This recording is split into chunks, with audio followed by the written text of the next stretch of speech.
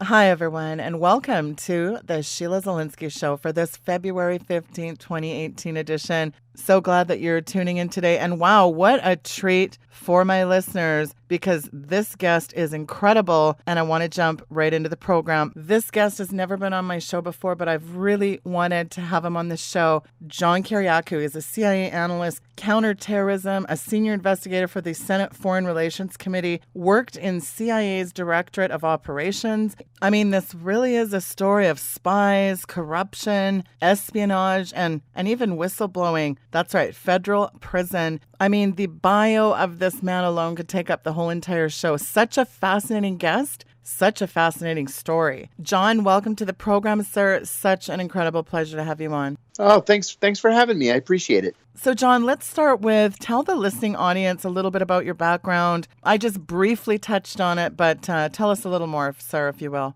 Sure. I spent 15 years at the CIA. The first half of my career was in analysis, entirely on Iraq. And then halfway through my career in the late 1990s, I switched to counterterrorism operations, which was an unusual switch at the time. But I have a facility for languages. I spoke Arabic fluently and Greek fluently, and they were looking for somebody to work counterterrorism in Athens. So I switched over to the Directorate of Operations. After the 9/11 attacks, I became the chief of CIA counterterrorism operations in Pakistan. And it was in Pakistan that I led a series of raids that resulted in the capture of Abu Zubaydah, who we thought was the number 3 at the time in Al-Qaeda, and many dozens of other Al-Qaeda fighters. And then I went back to headquarters. I was promoted on the strength of the Abu Zubaydah capture, and I became the executive assistant to the CIA's deputy director for operations. And then I left the CIA in 2004, went into the private sector, and then in 2007, I blew the whistle on the CIA's torture program in an interview, a nationally televised interview with ABC News. It was extraordinarily newsworthy. It sort of gave me my 15 minutes of fame, all of which I'd be perfectly happy to give back. Went into the Senate Foreign Relations Committee as the chief investigator. I spent 2.5 years there. And then I left the Senate Foreign Relations Committee in late 2011. Much to my shock then, in January of 2012, I was arrested and charged with espionage for exposing the CIA's torture program. Of course, I had not committed espionage, and all the espionage charges, I was charged with 3 different charges. They were all dropped. But I did take a plea to a lesser charge just to make the tough charges go away. I ended up serving in a federal prison for 23 months, proudly so. I have 0 regrets, literally. It was the moral and ethical thing to do. But here I am years later, and talking to people like you about ethics in intelligence operations, and how when we do intelligence operations in the name of national security, we have to remember that we're a nation of laws, and we're a nation that's governed by a living and breathing constitution. And whether or not we like somebody else's politics, we have to respect their constitutional rights. So in a nutshell, that's it. Wow, so fascinating. Well, I'm really anxious to get your take on so many things. You know, having your background, having your insight, knowing the Constitution and the importance of it, it must have been really horrifying to watch the systematic erosion of our constitutional liberties. I mean, look at the NDAA, the nightmarish spying, dragnet surveillance. That's a nightmare, isn't it? It's a nightmare. It's un-American. You know, this is the thing. We want to trust in our leaders, whether they're elected or appointed. Oftentimes, though, we can't trust in our leaders because they tend to overreact to things. Or it's the nature of federal bureaucracy to try and carve out for itself more and more authority to the point where it becomes an unwieldy entity and it's out of control. So, you know, I've come to the conclusion, and I came to this conclusion years ago, that what the founding fathers meant for us was small government that's responsive to the people. And that's why the Constitution is written the way it's written. Well, I'll tell you, it's a heck of a trust fund that we were given from our founders. But I mean, under the, I call him the jihadist-in-chief White House of Obama, you had, you were sentenced to, 30 months in prison?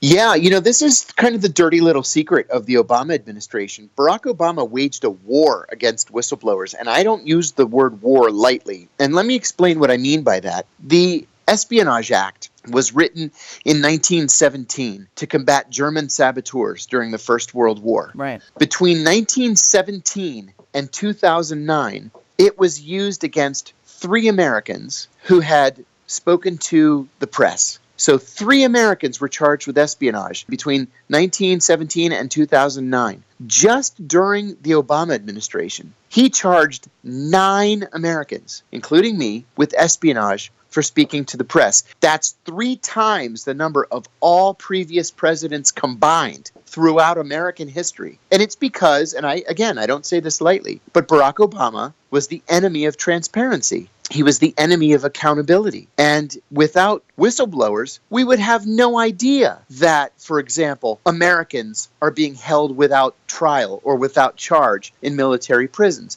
We would have no idea that NSA and the CIA were spying on American citizens, which, by the way, is prohibited by law and by the NSA Charter. We would have no idea that there were secret prisons. There's an archipelago of secret prisons around the world, answerable only to the CIA. It's because of whistleblowers that we know about these violations of the law and violations of the Constitution. But Barack Obama wanted it to remain secret forever. And the way he did that was he used the Espionage Act as an iron fist to stamp out dissent. Yeah, well said, well said. Well, really, the agency's become one of the largest consumers of really its unparalleled, unprecedented, unmasked intelligence data gathering about Americans. You know, spying, you look at the charter itself prohibits them from spying on citizens. What part of that don't they get? This is very parallel to the FISA courts. That's right. You know, this is another thing that most Americans really don't understand or don't appreciate, and that is that the CIA is prohibited by law from pretty much having anything to do with American citizens. The CIA can't spy on Americans. It can't use Americans unwittingly in intelligence operations. It's just simply not allowed. It's against the law. But September 11th changed everything. And with passage of the Patriot Act and amendments subsequently to the Patriot Act, we now have a situation where the CIA, the FBI, NSA, and some of the lesser-known Defense Department agencies can literally do whatever they want. They can spy on Americans. They can actively target Americans. In fact, you know, there's a famous exchange between Senator Ron Wyden, a Democrat of Oregon, who's a member of the Intelligence Committee, and Eric Holder, who was Barack Obama's first Attorney General, and in my view, one of the worst Attorneys General in the history of the United States. Yeah. Where Ron Wyden asked him specifically, are you saying that the Patriot Act allows the president to kill an American citizen on U.S. territory through the use of a drone? And Holder hemmed and hawed, and Wyden asked the question a second time. And finally, Holder said, yes, the president has the right to kill an American on American soil with a drone, with no due process. Well, what part of the Constitution did Eric Holder not read? Yeah. That's the question that I have. But what's worse about all that, Sheila, is that there's been no accountability. There was no fallout. There was no political price to pay when the Attorney General of the United States advocates the assassination of American citizens without trial. Think about what you just said, though. The assassination of Americans without trial. As if that weren't horrifying enough. So now you throw in this other cornucopia from hell, the spying, the data mining, the dragnet surveillance. And when you look at the sweeping legislation, including tracking cell phone services, you know, internet records, data retention, I mean, the top secret world the government created in response to the perceived war on terror, John, has become so large and so unwieldy and so secretive that it's truly astonishing in every sense of the word. It's all cleverly hidden under the guise of sensitive and classified, right? Right. And you know what? Another thing that CIA officials and others in that, what we're calling the deep state, and we can get to that in a minute, what they're saying is, we would love to tell you the details. We would love to tell you why we need these powers, but we can't because the information's classified. So just take our word for it. Well, I say all the time, and let's look at John Brennan specifically. He was Barack Obama's last CIA director. I've known John for the last 28 years, and I can tell you that we should be ashamed that somebody like John Brennan was the CIA director. John Brennan said that there was no torture program at the CIA. He said that publicly. Yeah. That was a lie. John Brennan said that there was no system of secret prisons. That was a lie. John Brennan said that there was no program called extraordinary rendition where people were kidnapped and sent to third countries to be tortured. That was a lie. John Brennan said that the CIA had not hacked into the Senate Intelligence Committee's computer systems. That was a lie. So John Brennan has lied to the American people at every step of the way. But then on these other issues, he tells us to just take his word for it because the information's classified. Well, I know John Brennan, like I said, personally, for 28 years, and I don't believe a word that the man says. Yeah, I totally agree. And let's not forget he weighed in on the whole FISA memo. And look at his comments. His absolutely stunning comments. Really? Nunes is abusing his powers, says Mr. Perjury Peril. This coming from a guy who swore that he didn't know who commissioned the anti-Trump research document. Really? Even though senior national security and counterintelligence officials at the Justice Department and the FBI, they knew the previous year that the dossier was funded by the Clinton campaign. John Brennan, the same guy that said the caliphate was a feckless delusion. Remember, John? Right. You know, John Brennan said, and his exact words were, if the Nunes memo were to be released, his words were, it would cause irreparable damage to the national security. Yeah. Well, you and I both know that that's ridiculous. That's actually offensive to the intelligence of the American people. We all read that memo. It was only 3¼ pages long. It didn't have a single word redacted from it. It was a little bit embarrassing to the FBI, but permanent, irrevocable damage to the national security? Please, that's insulting. But they were all chiming in. Sure. Leon Panetta was the same way. Leon Panetta, same thing. Oh, this is dangerous. This is a blow to the Constitution. A blow to the Constitution. There's no turning back, he said. Yeah. Once this information is out there, it's out there for good. There's no turning back. Well, come on. Please. That's offensive. Well, you know what's a blow to the Constitution? I'll tell you what, a FISA court where, 4 to 1,500 get turned down. Don't get me started on the FISA process, right? Yeah. 99.7% of FISA warrants are granted. 99.7. You know, let's look at the FISA warrant on Carter Page, just as an example. And I think this is a great example. And thank God that the information has been released, because now we can talk about it and we can expose it for what it is. It's political. So Carter Page comes to the attention of the FBI because Russian intelligence operatives appear to be developing him as a potential source of information. Right. Okay? This is something that intelligence officers do all the time. Washington has more spies in it than any city anywhere on the planet Earth. So this is something that the FBI is attuned to. So they schedule a meeting with Carter Page, and they say, listen, we think that these Russians that you're meeting with are trying to recruit you to be a spy for the KGB, for the SVR. And he says, okay, what can I do to help? Because like almost all of us, he's a patriotic American. And they said, we want you to wear a wire, and we want to record these guys as they try to recruit you. Carter Page wears the wire. And in the end, these Russians are arrested, and because they have diplomatic immunity, as they were assigned to the UN mission, the Russian mission to the United Nations in New York, they're expelled permanently from the United States. Okay, that's a great story. But it didn't end there. What they didn't tell us until the Nunes memo was that the FBI continued to spy on Carter Page, because even though he volunteered as a patriotic American to help the FBI in this operation, they still didn't believe that he was clean. And so they went back, 3-4 times to the FISA court saying, we have this information that this guy Carter Page may or may not be working for the Russians. Even if he's not, he may have been duped into working for the Russians. So what's the basis of the information that they used in the FISA court? The basis of the information was the Steele dossier. Well, what they did not tell the FISA judge, what the FBI did not tell the FISA judge, was that the Steele dossier was nothing more than opposition research paid for by the Hillary Clinton campaign, and before that, paid for by a Republican campaign running in opposition to Donald Trump. We've never been clear who that is. It may have been Jeb Bush or it may have been Ted Cruz. Right. We don't know. The bottom line is this was paid opposition research. It was supposed to be anti-Trump, and the FBI was not honest about it. They never told the FISA judge. So you have to ask, if the FISA judge knew the source of the information, would he have approved the spying on an American citizen?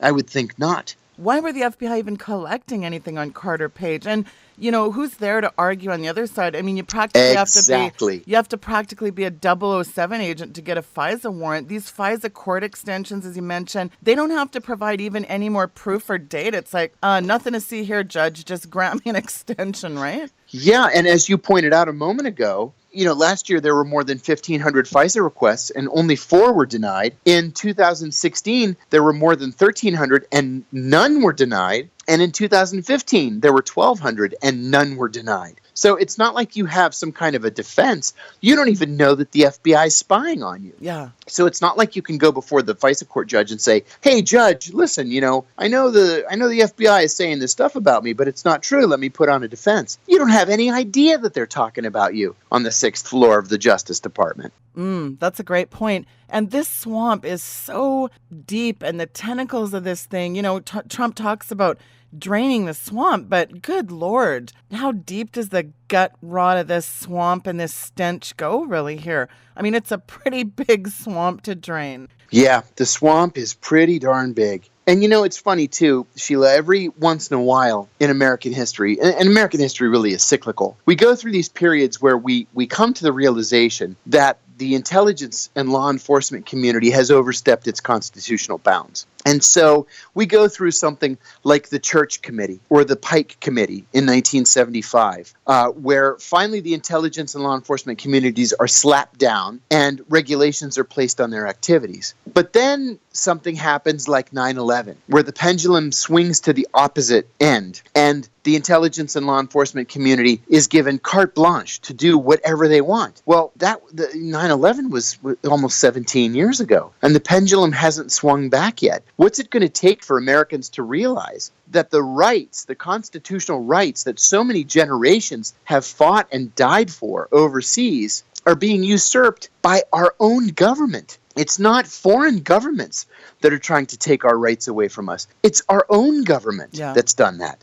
Our most fundamental rights to life, liberty, and the pursuit of happiness are under all out assault. The Constitution is like on life support. It's death by 1,000 cuts. But this steady derivation and stealthy erosion of these liberties, I mean, today incidents that would have caused our grandparents to be fighting in the streets, they barely cause us to bat an eye. Oh, you're exactly right. You're exactly right. We've numbed ourselves to these kinds of threats to our civil liberties and civil rights, and indeed our human rights, that we don't even react to them. I just don't understand it. Listen, I volunteered on the afternoon of September 11th. I volunteered to go to Afghanistan and to fight and do whatever it was that my country needed of me. I ended up going to Pakistan instead and doing it there. So I hated Al-Qaeda as much as any American. I wanted to kill Al-Qaeda's leaders for what they did to us as much as any American. But there are some things that are even more important than revenge, even security, in my view. And what's more important is the Constitution.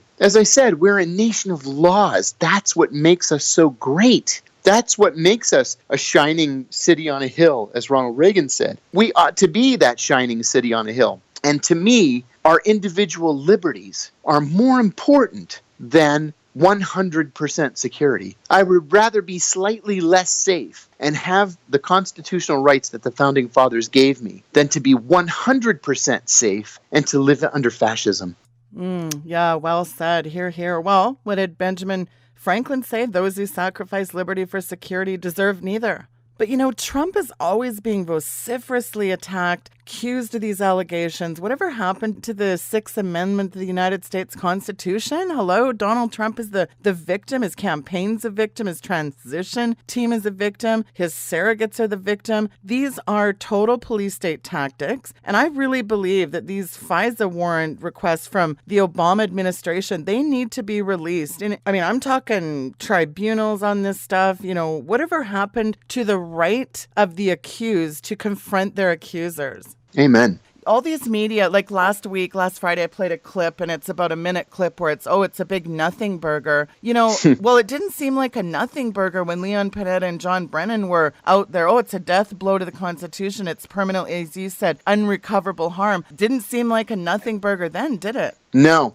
I'll tell you what's a death blow to the Constitution is people like John Brennan and Leon Panetta, Amen. who have somehow been elevated to the position of senior statesmen. I would posit that they are not senior statesmen. They're war criminals who ought to be shunted off to the side and, as people say, relegated to the dustbin of history than to be honored and to be elevated as senior statesmen. They're not. That's good. But, I mean, when you see all the levels of, as we've talked about, the Clinton, I mean, look at this Dixie Arkansas mafioso, the Dixie cartel, as I call them, Bill and Hillary, the trail of dead bodies. I guess I just feel like I'm in the underverse, an alternate reality. How many scandals does this woman have to be involved in order for there to be, who goes to jail here? Whatever happened to treason and sedition here, John? Isn't that the truth? I've written about this a lot. I have a weekly column at Reader Supported News, and I write about these issues from sort of the libertarian perspective. But that's true. On a personal level, I said to friends of mine as recently as yesterday, why can't these people just go away? Why can't they understand that we don't want them? We don't like them. We don't care what they have to say. We don't want them to lead us. We want them just to go away. I saw an article in the Washington Post yesterday saying that Hillary Clinton is excited to be involved in the 2018 midterm elections. Yeah. Why? Why? Has she not been so wholly discredited that nobody cares what Hillary Clinton has to say about the 2018 midterm elections? Why can't the Clintons just go away? Now, with that said, and again, I'm all about fairness in the Constitution. I believe that Hillary Clinton committed crimes. I believe that Bill Clinton committed crimes. We don't even have to dig very deep to look at pay for play vis-a-vis the Clinton Foundation. We can also talk about the emails. We can talk about Huma Abedin and the emails on her laptop or on her ex-husband's laptop. Why are those charges not filed? Yeah. Why are those cases not prosecuted? I understand the whole concept of prosecutorial discretion, but my God, fair is fair. If you're going to enforce the laws, then enforce the laws. But that's just it. There is these. Where is the rule of law for these people? Why don't they get perp walk to Gitmo? The thing is, it's so stunning. Wienergate, you just brought up a great one. Look at all that's coming out about these 30,000 bleach spit emails, one scandal after another. Now you find out that Obama, he really wanted to know everything, and we see this in Peter Strzok and Lisa Page's litany of exchanged emails, and yet no charges, no indictments. What is Jeff Sessions doing? Oh, seriously.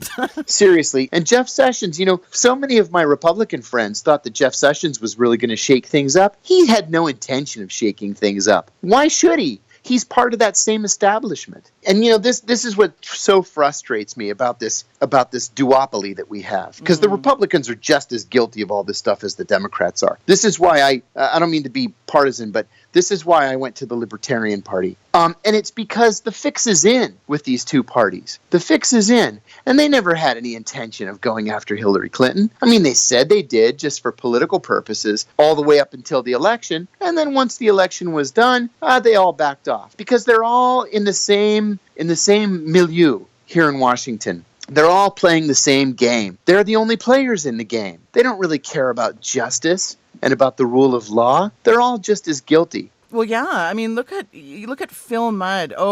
Don't get me started on Phil Mudd, please. Go ahead. Oh, Phil and I sat next to each other for years at the CIA. Oh, let me tell you something about Phil. Yeah, Phil's an interesting character. He's a direct descendant of Dr. Samuel Mudd, who was implicated in the assassination of Abraham Lincoln. And Phil and several members of his family have sort of dedicated themselves to clearing the name of their infamous relative. Phil was an analyst at the CIA. He and I were junior analysts together. Like I say, we sat next to each other. And then right around the time that George Tenet became the director, Phil's career took off. The thing about Phil is he's smart, but he's not that smart. And he always relied on smart analysts around him to keep him briefed so that he could then go up to the 7th floor and meet with the director and sound really, really smart to the director. In fact, he really didn't know what was going on. He just had smart analysts who did know what was going on. So here's Phil, who was instrumental in the CIA's torture program. He was the deputy director of the Counterterrorism Center. Then he went to the FBI as the deputy director for counterterrorism at the FBI, up to his neck in the illegal torture program, to the point where he was one of the co-authors of the pro-torture response to the Senate torture report. But then, all of a sudden, Donald Trump wins the presidency. And Phil has to decide, is he going to be a Republican or is he going to be a Democrat? And he thinks that he'll get more mileage out of becoming a Democrat. And so he goes on CNN. I'm looking at a picture of Phil Mudd right now on CNN. And it says here, ex-CIA official Mudd calls Wray's debunking of Kelly's Porter story a stiletto knife into the back of the White House. Right. Phil has become so shrill. He's like a crazy person when he appears on CNN because he thinks that this is ingratiating him with Democrats, and he believes the Democrats are going to swing right back into power sooner rather than later. Well, another thing about Phil that nobody knows is that he really is not making a living right now, right? He was in government his whole life. Now he's a paid hack for CNN, and he's begging the CNN leadership to give him his own show. Yeah. And so his idea is, if he can be as outrageous as possible, as anti-Trump as possible, people will forget that he was one of the architects of the torture program. CNN will give him his own show, and he'll get rich, because that's what all these guys aspire to once they leave the CIA and the FBI. They just want to get rich in the media, or better yet, run for governor of whatever state they happen to be from. Well, look at him saying, think again, Trump. You're at war with the intel community. I mean, oh, please. What a hack. Total hack. And he's a paper man. There's nothing behind it. Does that surprise you? All these bought and paid for media talking minions, these bobble-headed buffoons, right. The rhetoric, nothing burger, nothing to see here. I mean, could you believe that the balls on Comey to come out on his Twitter and say, that's all you got? Like, what are you in grade 2, Jimmy? I said the same thing. What is he, a child? Now he's gonna engage in a tit for tat on Twitter. This is what the vaunted director of the FBI has reduced himself to. Another thing, let's get back to John Brennan for a minute. So what was John Brennan's big announcement last week? His big announcement is that he's now become a talking head for MSNBC and NBC News. And his first assignment was to go on Meet the Press, which used to be a serious news program once upon a time, and yell about Donald Trump. Yeah. And he was yelling about the deep state. You know what? Let's talk about the deep state. I come at this issue from the political left. I'm a member of what I describe as the libertarian left. And I'm going to tell you that the deep state is real. The deep state exists. The deep state is powerful. You may not always call it the deep state. Maybe you call it the federal bureaucracy. But whatever it is, it's real. I happened to appear on CNN recently, and they asked me the same question. And I said, look, the senior officials at the CIA have been there for 20 years, 25, 30 years. They know they can wait out this president. Presidents come and go every 4 years or every 8 years. And if the CIA doesn't like a president, and there have been presidents in the past that they just did not like, Jimmy Carter being an important one, they slow roll those presidents. And what I mean is, if the president says, look, I want you to do A, B, and C, they say, yes, sir, Mr. President, and then they do nothing. Maybe they don't carry out that operation that the president's recommending. Maybe they don't go after that really highly placed source that the president wants. Maybe they don't try to collect the really important information that the president really needs to make his national security and defense policy. And they allow the president then to fail by not supporting him with the intelligence he needs. So some people would say, well, that's just the bureaucracy. That's fine. I call it the deep state, because when you have the CIA doing that, and then you also have the FBI doing that, and the Department of Homeland Security, and the NSA, and a half a dozen DOD agencies, well, that's a conspiracy. Whether they want to admit it or not, that's a conspiracy. And to me, that's the deep state. Well, and especially coming from someone with your prowess and your intelligence background, because not only did you serve in the Middle East, but you speak fluent Arabic. And that's amazing to me, because I have a friend that I used to go to church with that's now a Christian, Muslim turned Christian. And that is a really tough, not only language to learn to speak, but it's a really tough culture, their whole religious ideologies is really tough for people here in the West to understand, isn't it? I find that fascinating. Yeah, I got a degree in Middle Eastern Studies from George Washington University, and then I was recruited into the CIA when I was in graduate school. And so I went to work first as an analyst on Iraq. I spent, 7.5 years working on Iraq. And in the middle of that 7.5 years, I was asked if I wanted to serve overseas in the Middle East. I did. And they sent me to a year of full-time Arabic training. And I mean, it's like total immersion Arabic training. I came out of that year speaking fluent Arabic to the point where when I finally got overseas, I actually acted as the ambassador's translator, his Arabic translator. And when I was working on my degree too, my focus was on Islamic theology because I always believed if you really wanted to understand them, if you really wanted to understand the mind of an extremist, you had to understand Islam. And so I was fortunate to study under a world famous Shia theologian by the name of Sayyid Hussein Nasser at George Washington University. And he taught me Islam. And I'll tell you what, it's one of the smartest things I ever did. Well, one of the things you and I disagree on, and that's okay, is that our good old pal, Obama, I mean, you've seen the clips, My Muslim Faith. You don't think he's Muslim, though, so we agree to disagree, right? I've seen that. There's some creative editing. You remember during the 2008 campaign, he wasn't being accused of being a Muslim. He was accused of being a black Christian radical. His pastor, Reverend Jeremiah Wright, was accused of being, this firebrand, white-hating pastor. And it was only later, after he was elected president, that somebody said, whoa, he's a Muslim. Well, my God, either he's a Muslim or he's a black radical Christian. Pick one and stick with it.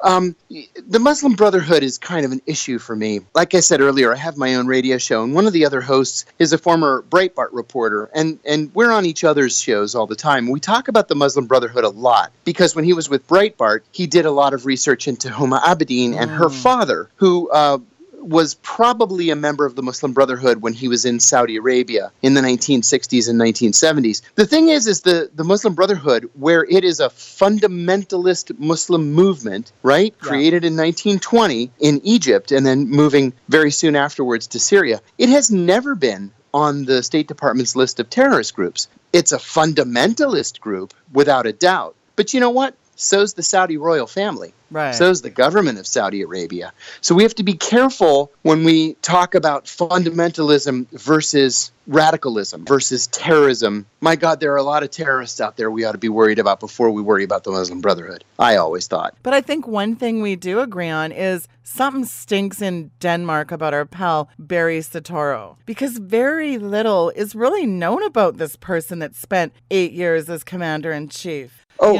he's a master. He's a master at controlling the narrative. And I mean, since he was in college. When he was in college, he was telling friends and girlfriends that he was going to be president someday. And so he was very careful at what he allowed people to see about him and what he allowed people to believe. That's why so many conservative outlets have complained over the years that we really don't know anything about Barack Obama's experience in college. Yeah. Right? No college friends have come forward to say, hey, I went to college with Barack Obama. Let me tell you what he was about. We know that he was the editor of the Law Review, but we really don't know anything else. We don't know who he dated. We don't know who his friends were. We don't know what clubs he was involved in. Nothing. When people ask about his background, all we know is that he was a community organizer, whatever that means. And then he found himself in the Illinois State Senate, and the rest is history. Otherwise, we don't know anything about him. Well, what we do know, a few things that came out of his book, they went back and checked and said, hey, you know what? Time magazine never ran that story you were talking about. And there's so many things in his book, Dreams from My Father. Well, I mean, what do we really know about who is the guy's real father? Who's his real mother? There's some pretty compelling stuff about Indonesia. There's compelling stuff about the communism. Was this guy a commie agitator? What do we really know? Well, we know one thing for sure. He was pretty palsy-walsy and joined to the hip with Timothy Geithner. Oh, sure. They got rich together. The objection that I have is this level of secrecy that he has put up as a wall between him and everybody else all through his life. And I think he's done himself a disservice because it's the secrecy that lends itself to rumor and to gossip. You said something a minute ago about being raised in Indonesia, and was he a communist agitator? I think he probably wasn't, but how do we know? We don't know. We don't know anything. All we know about his time in Indonesia is that his mother had been married for a second time. She married an Indonesian guy, and for however many years Obama was in Indonesia, he was enrolled in an international school there. That's it. And the reason why we don't know anymore is because he won't say anything. Well, what president doesn't want to talk about his life? Yeah. What president doesn't write multiple memoirs? Well, he wrote multiple memoirs, and he didn't say anything in them. There's nothing in those memoirs. I've read those memoirs. They're terrible. They don't tell us anything about Barack Obama. Well, and what they do tell us has been refuted by several sources.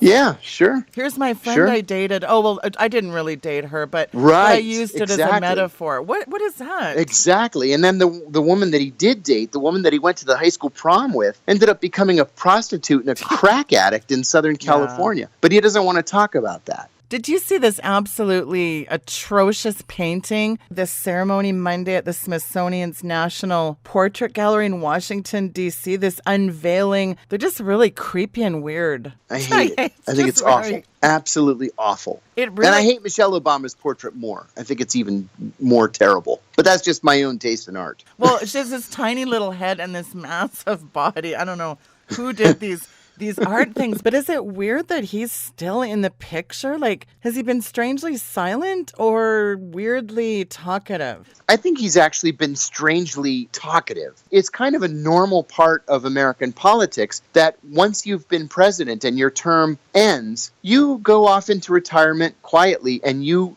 refrain from being involved in American politics. Look at George W. Bush. George W. Bush says almost nothing about American politics. What does he do in his spare time? He paints. He paints. And he spends time with his family, and occasionally he'll make a trip overseas and give a very highly paid speech. That's what former presidents do. Look at Jimmy Carter. Jimmy Carter goes around the world building houses and for the poor and observing foreign elections.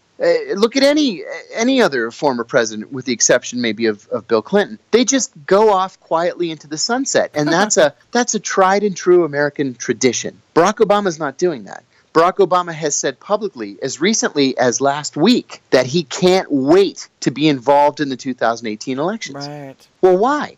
When he was president, his policies resulted in the loss of more than 1,700 state legislature seats from the Democrats to the Republicans. If you are so wildly unpopular in these red states that the voters will throw out members of your party just because they're members of your party, then maybe you ought not to be involved in the elections. Maybe you ought to be home painting. Painting a picture of leaves. That's right. Oh, it's awful, isn't it? It is. And the damage done under this guy's tenure will be felt for decades to come. I mean, go back to what we were talking about, the NDAA. Yes. And this thing, Sheila, that I think most Americans don't understand. Barack Obama has done permanent damage to the country. Permanent damage to our civil liberties. The NDAA ought to be unconstitutional. And instead, it's a weapon that's been created for future presidents to use against American citizens. That is Barack Obama's legacy. And these pernicious laws pose the greatest threats to our civil liberties, probably in U.S. history. When you really, I've had lawyers on breaking down, Jay Sekulow came on years ago breaking down the NDAA. I mean, when you have foreign nationals who are alleged to have committed or merely suspected of sympathizing, I mean, you just haul them away and they're, until the end of the hostilities. When is that? Yeah, you're absolutely right. You're absolutely right. And there's no end in sight to it. And I'll tell you another thing, too. Donald Trump is not your stereotypical Republican. He's never been a part of the Republican Party establishment. He's never been a part of the conservative movement. I would call him a Republican pragmatist. Right. Just because I think he doesn't really believe in anything ideologically. With that said, a president like that is susceptible to precedent. And Barack Obama set a precedent of disrespect for human rights and civil liberties. I mentioned a few minutes ago about Obama's use of the Espionage Act as a political weapon. Well, he set the precedent by prosecuting 3 times as many whistleblowers as all previous presidents combined. And so Donald Trump becomes president, and a woman named Reality Winner leaks a document from NSA, which I believe was illegally overclassified. I don't believe that it should have been classified, but that's just my own opinion. She leaks it to The Intercept. Now, what this document said was that there was no Russian hacking, and so they prosecute her and they charge her with espionage. But because she was charged in the Northern District of Georgia rather than the Eastern District of Virginia or the District of Columbia, where all the rest of us were charged and where the judges are used to these national security cases, she was charged in Georgia, and they panicked down there. And they said, oh my God, this woman violated the Espionage Act. We're going to hold her without bail. And so she has been in jail awaiting trial without bail since last June. And this is all because of Barack Obama. Even though this happened under Donald Trump, it was Obama that set the precedent. It was Obama that created the policy of using the Espionage Act against whistleblowers. That's another danger. Obama's gone, and his legacy continues. It really does. You know, a lot. Who was it that just said the other day? Insane McCain said, "Oh, it looks like Trump's trying to undo everything Obama." Well, duh. That's the nature of American politics. Yeah, and the nature of American politicians. I was trying to figure out which one of these stooges actually annoys me the most. I wasn't sure if it was Nasty Pelosi or Chuck the Schmuck. He's got to be the most insufferable, degenerate windbag in the world. I think that's my pick. Chuck the Schmuck Schumer. Unbelievable. Oh, seriously.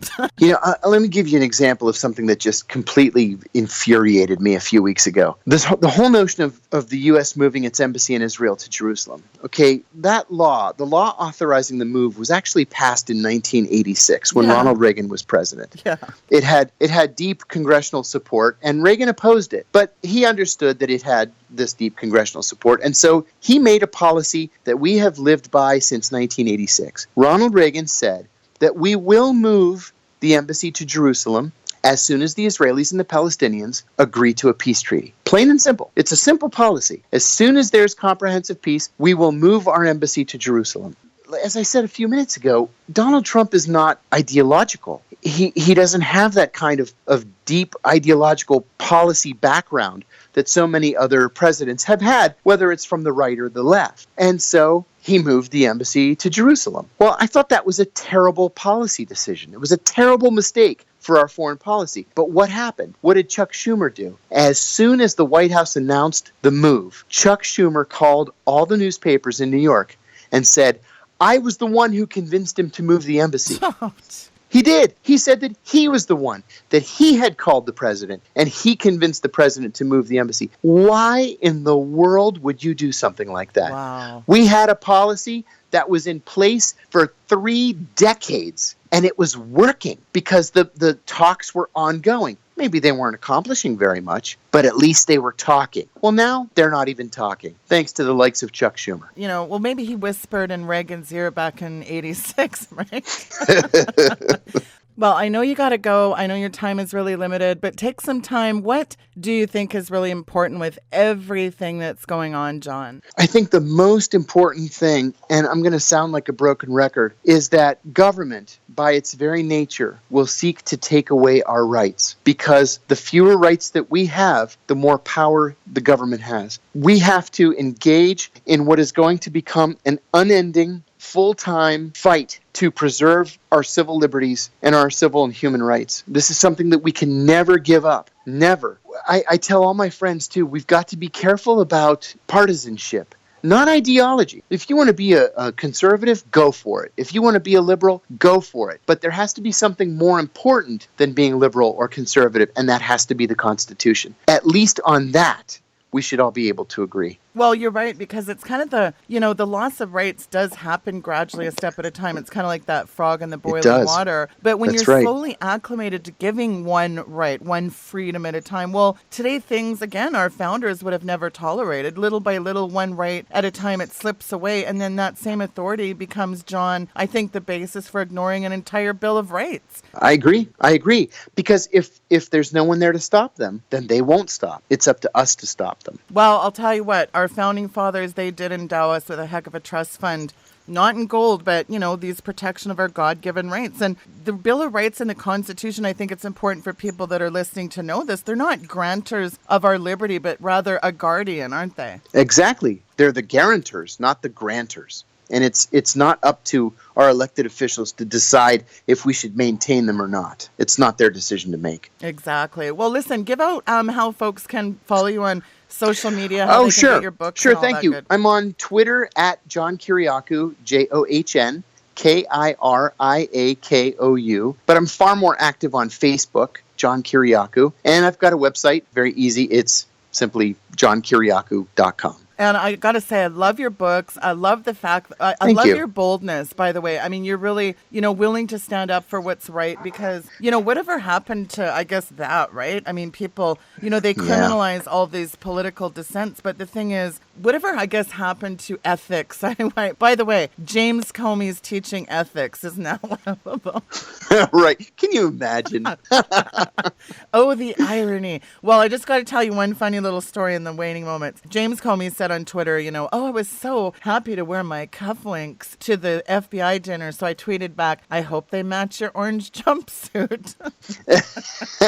You got to throw him a dig once in a while. And that was my little dig, of course. So, John, again, tremendous work. Your books are amazing. And I really appreciate the fact that you're a true patriot, sir. You stand up for justice. You stand up for the Constitution. Just a great patriot. And thank you so much for your time and coming on the program. Thank you, sir. Thank you so much. It was my pleasure. It's great to speak with you. Likewise, John. Folks, that was John Kiriakou. I've got his information linked there in the bio, how you can follow him on social media. Facebook link is there in the description. And there's a link there also for his books on Amazon. What a tremendously articulate man. There is no doubt about it. Well, listen, I have a fabulous show tomorrow with the one and only Dr. Pat Holliday. Joins me for the first time, but boy, I hope she really becomes one of my regular guests because this woman, speaking of politicians, boy, she had an illustrious career. Let me tell you that in politics, later turned minister, and she's a powerhouse. So you're going to love that program. February 16th, Friday. Be watching for that in the archives and on YouTube. And I hope you are enjoying the customized app for all smart devices. That's the Weekend Vigilante app. And just for folks so you know, we went back to the App Store and we told them, hey, listen, we want something that's like a one-stop shop, very customized for the listeners. It's just a click to listen to the show. I want people to be able to multitask while they're listening to the show. They can check out the end time news headlines. They can check out the show archives. We went back to them and we said, hey, we want this for our listeners. This is the feedback we got. And we incorporated those changes. That's a wonderful app, and I'd love to have your feedback on it. So listen, I really want to gauge whether or not that app is worth keeping. So if you are enjoying the app, reach out to me and let me know. And also let me know if there's a particular guest you want to have on the program, and I will do my best to try to get them on. We have a really amazing guest coming up next week. You're going to be blown away. Fantastic programming. Listen, and just a really quick story in the end here, my video, Paul Bagley and I's show got picked up on InfoWars. Alex Jones gave me a mention. He mentioned the Weekend Vigilante. Wow, hey? Okay, now it's time for you to have me on your show, Alex. With all your steady doom and gloom, it's time for the prayer warrior herself to go on that program, right, guys? Teach Alex how to take a power prayer break. Wink, wink, nudge, nudge. Hey, and if you haven't got power prayers, go to Sheila.media and get a copy today because everybody asks me, what is the key to effective prayer? This book is a complete game changer. Go to powerprayers.ca or simply go to Sheila.media and click on books. That is the book to have. If you don't have it, powerful arsenal. Do get it. We will see you real soon. Good night and God bless.